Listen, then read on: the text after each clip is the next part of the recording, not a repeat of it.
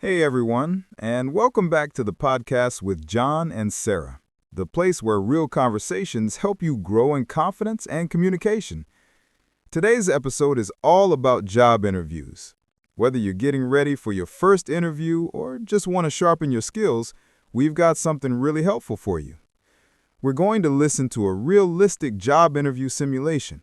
Pay close attention to the questions, the answers, and how the candidate handles the pressure. Before we dive into today's job interview simulation, let's take a quick moment to go over some important vocabulary. This will help you better understand the conversation and the questions that will be asked during the interview. That's right. We'll be covering a few key terms that come up often in interviews. Understanding these words will give you a better grasp of what's being discussed. So let's get started. All right, Sarah, let's start with the first word, deadline. Can you explain what that means? Sure, a deadline is simply the final time or date by which a task or project must be completed. It's like a due date for assignments or work, and it helps everyone stay on track. Exactly. So, for example, if your boss gives you a deadline for finishing a report by Friday at 5 p.m., you need to make sure it's done by that time. If you miss the deadline, there could be consequences like delays or problems with the project, right? It's super important in the workplace. Deadlines help keep things organized and make sure projects move forward smoothly. It's a way of making sure everyone knows when something is expected to be finished. Exactly.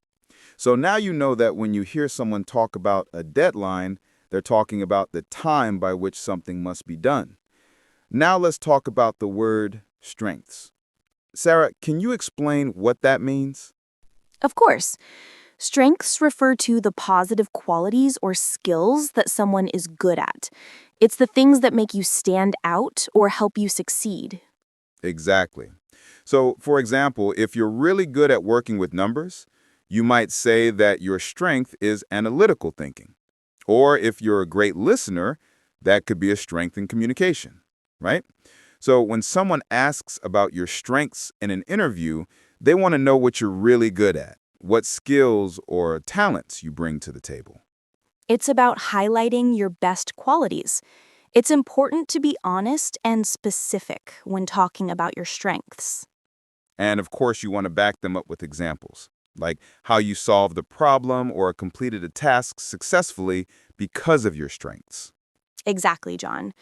So now you know that strengths are the things you're really good at, the qualities that help you succeed. Next up, let's talk about weaknesses. Can you explain what that word means? Of course. Weaknesses are the areas where someone might struggle or not be as skilled. It's the opposite of strengths, things that you might need to improve or work on. Exactly.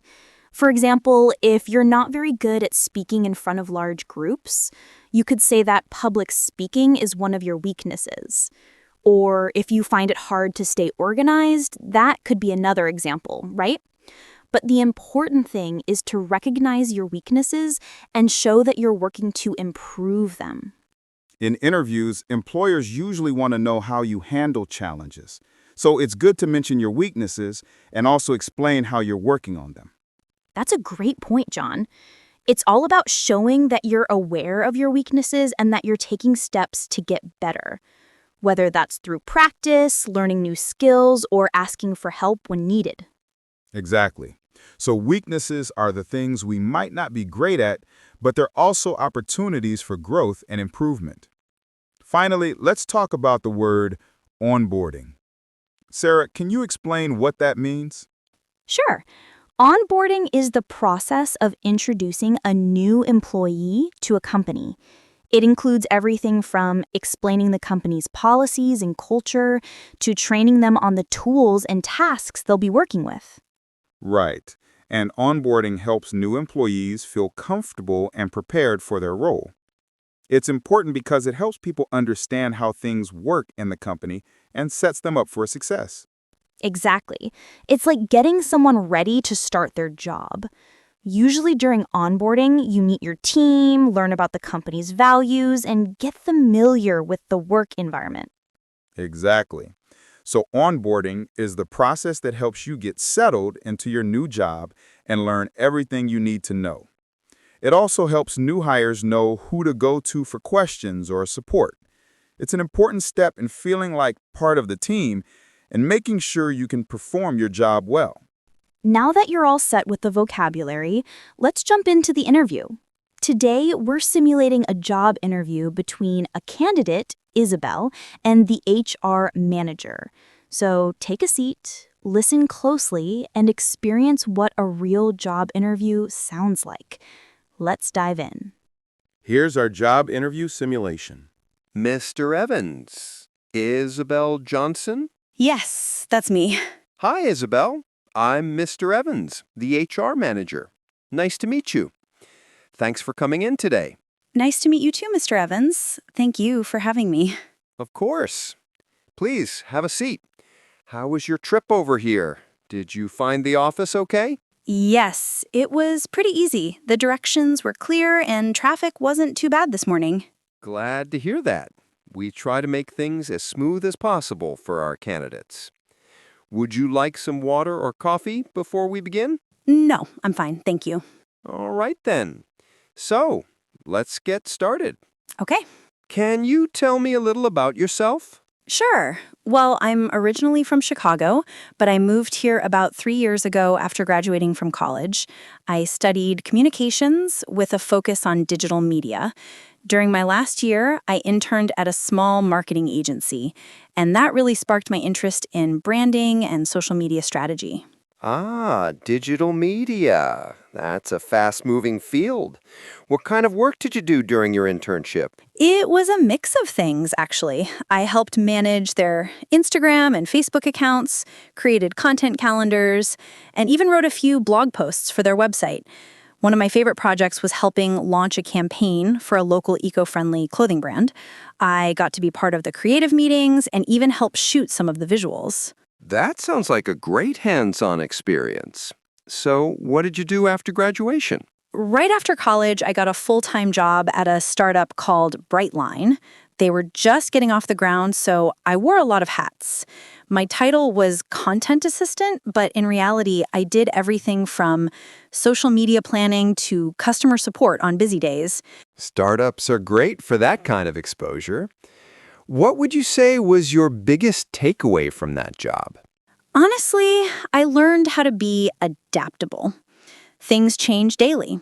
New tools, new goals, sometimes even new roles. It taught me how to prioritize and communicate clearly when everything felt urgent. I also learned how important it is to be part of a team that supports each other. I like that. Flexibility and communication are key in our company, too. And what made you decide to leave Brightline? The company actually shifted its focus entirely. They moved from content and branding into more technical services, and my role was gradually phased out. It was a tough moment, but also a turning point for me. I realized I wanted to work somewhere where I could grow in content strategy specifically. And when I saw the opening here, it felt like a perfect match. Thank you, Isabel. That gives me a really good sense of your background and what you're looking for. So, Isabel, why do you want to work here? Well, first of all, I really like your company. I've read a lot about it. I saw your website, and I also read some news about your recent projects. I think the work you do is very creative and meaningful. You help brands grow in a smart way, not just with numbers, but with good ideas. That's great to hear. Was there anything in particular that caught your attention? Yes, I like the campaign you did for the food delivery app, Meals Made Simple. I saw the video and the post on social media. It felt very real and friendly. I thought, wow, I would love to be part of a team that makes things like that. That was one of our favorite projects. So, you're interested in that kind of creative work? Yes, very much. I enjoy writing and planning content. I like to think about how people will feel when they see a post or a video. I believe your team understands how to connect with people, not just sell to them, and that's something I admire. That's a good observation. And what about our company culture? Did you read anything about that? Yes, actually, I saw some employee reviews and a short video on LinkedIn. It looks like people here feel comfortable and supported. That's important to me. I want to learn and grow, but also feel like I belong. I think your company gives both. We do our best. So it sounds like you see a future here, right? Yes, I do.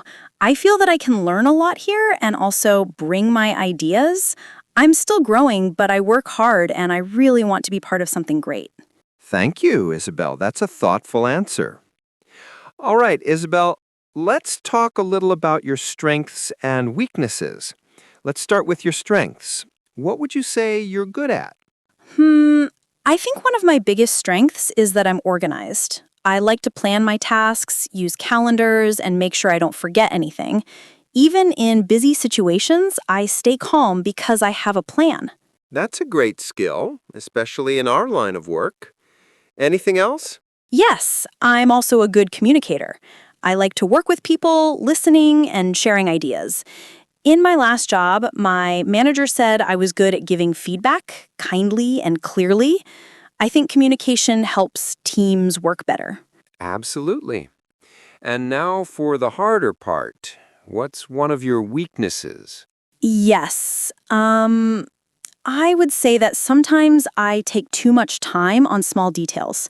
I want everything to be perfect, so I spend extra time checking things again and again. Perfectionism. That's a common one. Has that ever caused any problems? Sometimes, yes. For example, when we had short deadlines, I had to remind myself that done is better than perfect. I'm learning to trust my first work more and to ask for feedback instead of fixing things over and over. That's a very honest answer, and it shows you're working on it. Any other weakness you've noticed? Maybe speaking in big meetings, I get a little nervous. I'm okay in small groups, but when there are many people, I feel shy. But I'm trying to practice. I joined a small public speaking group last year, and that's helping me. That's great to hear. Recognizing those things and taking action shows growth. And tell me, where do you see yourself in 5 years? That's a good question. In 5 years, I hope to be in a position where I feel confident and experienced in content strategy. Right now, I'm still learning, but I really enjoy this field.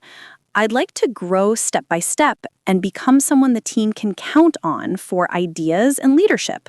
So you're thinking of a leadership role eventually. Yes, maybe not a big role right away, but something like a team lead or content coordinator.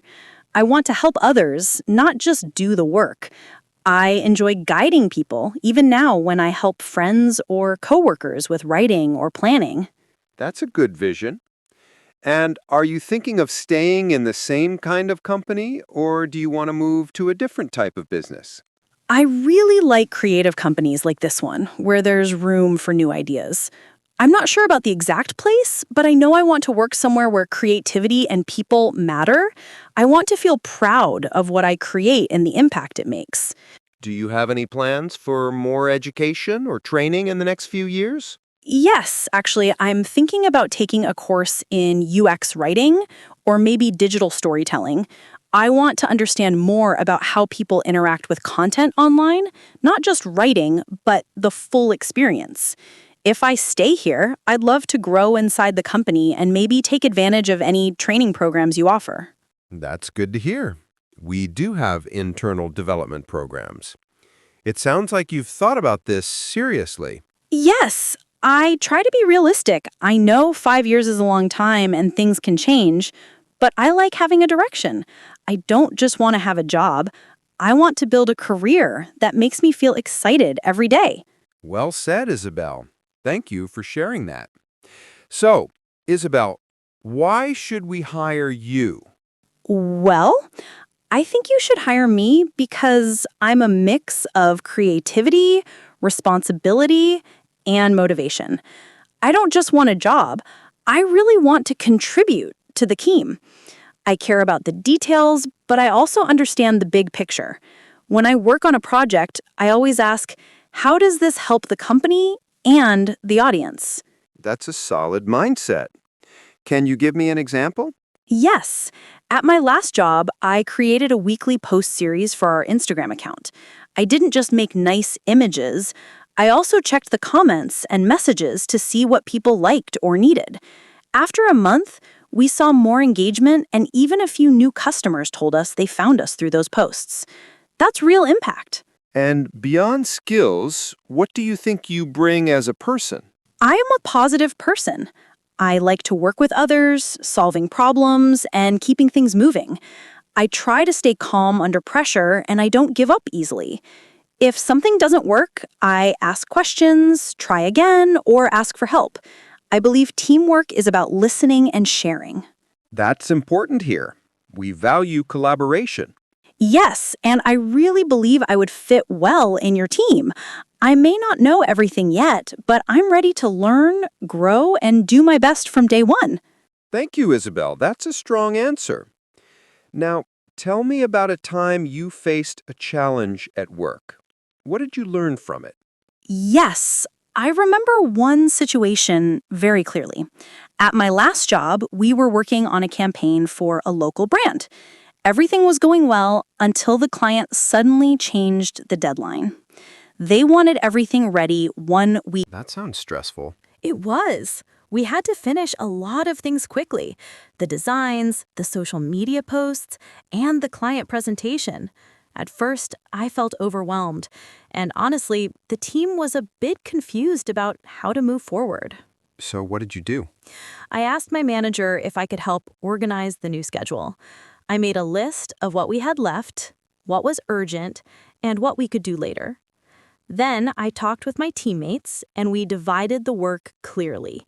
I also helped a colleague who was behind on writing copy for one of the posts. That's good initiative. Thanks! In the end, we delivered the project on time. It wasn't perfect, but the client was very happy. The team also thanked me for helping keep things calm and clear. It sounds like you stayed focused under pressure. Yes, I learned that challenges are easier to handle when you stay organized and communicate. That experience helped me grow a lot.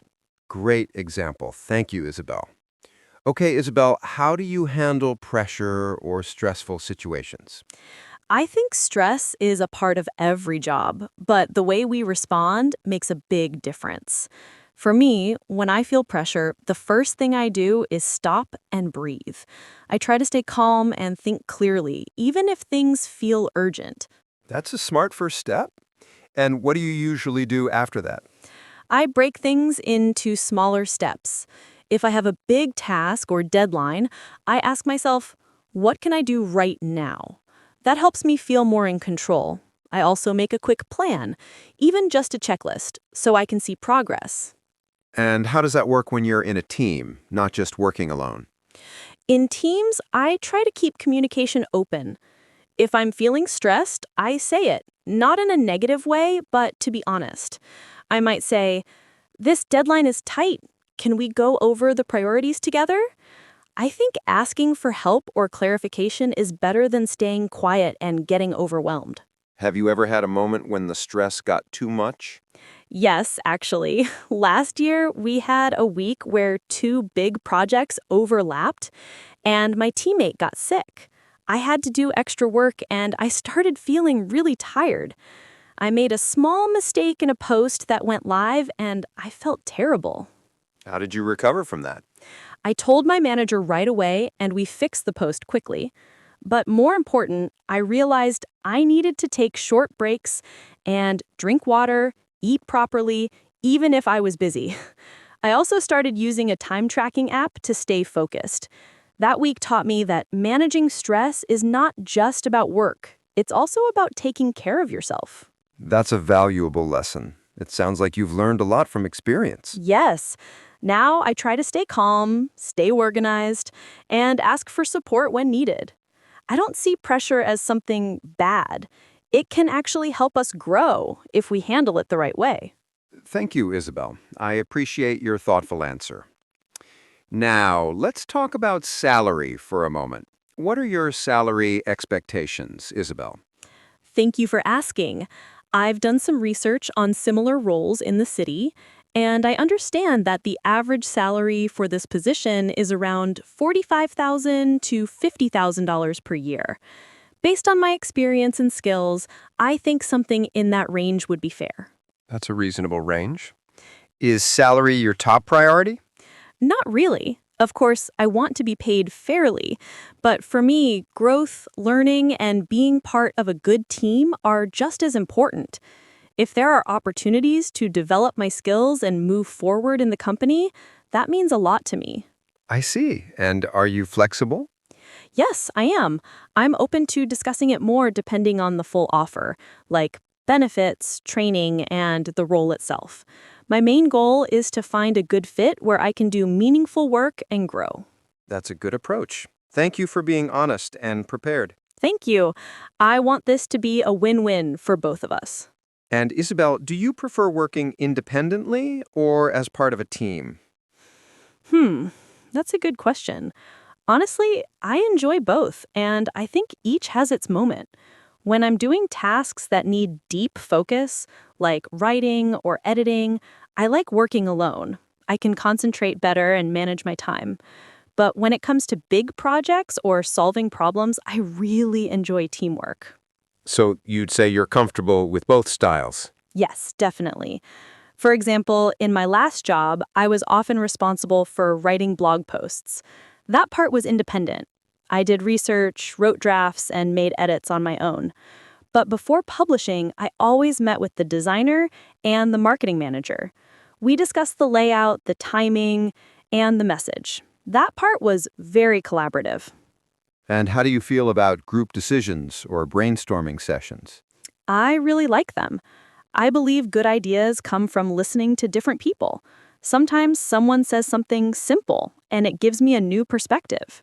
Also, I'm not afraid to speak up in meetings.